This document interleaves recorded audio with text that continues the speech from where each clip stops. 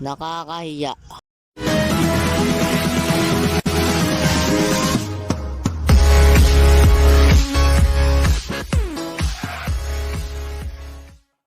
Sino dito nakaranas ng mapahiya katulad ko? Kaya kwento ko sa inyo yung mga nakakaya ko mga pinaggagawa. Isang araw nag-ML kami ng tropa ko sa bahay nila. Habang naglalaro kami, bigla akong may narinig na nagsisigawan. Ako naman tong chismoso, sinabi ko sa tropa ko na tignan namin. Pre, narinig mo ba yun? Mukhang may nag-aaway. Talaga ba pre? Tara, tignan natin.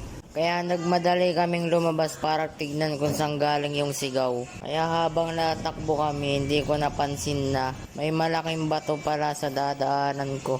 Kaya nung pag-akbang ko, boom, nadapa ako. Ang dami pa naman taong nakatingin sa amin.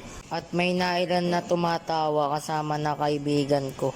Kaya bago talaga tayo tulungan ng tropa natin, tatawanan muna tayo